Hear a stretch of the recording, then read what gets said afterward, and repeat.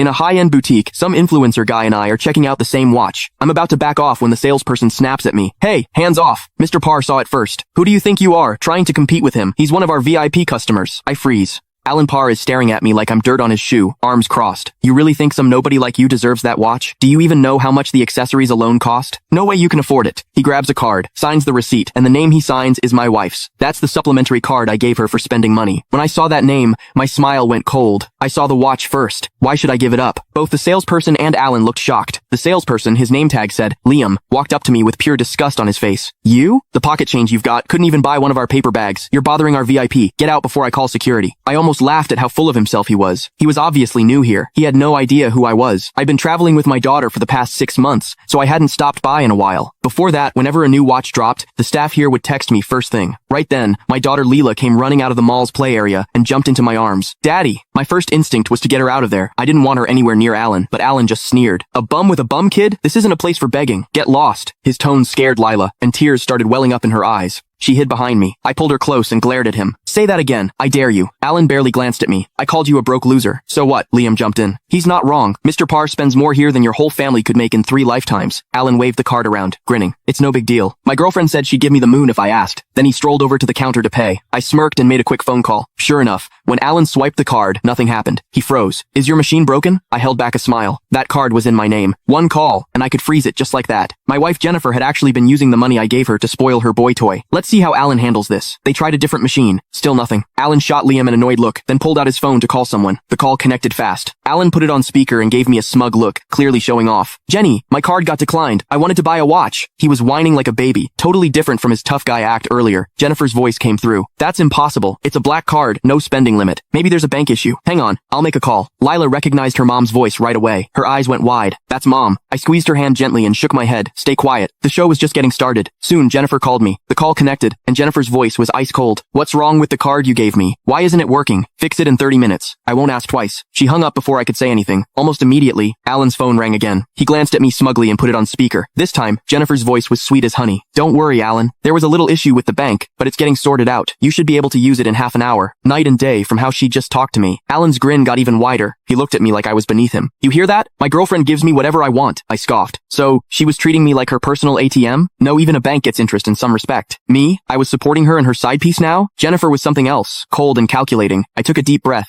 pushing down my anger. I'd settle the score with both of them. I brought Lila over to the lounge and sat down, calmly watching Alan. Let's see what happens in 30 minutes. Liam noticed I hadn't left and came over with a frown. Why are you still here? Leave already. He looked me up and down like I was trash. People like you drive away my real customers. I looked up at him calmly. If he can't buy it in 30 minutes, I can still get it, right? I'm just waiting. Liam rolled his eyes dramatically. Can you even afford it? Look at yourself. You're punching way above your weight.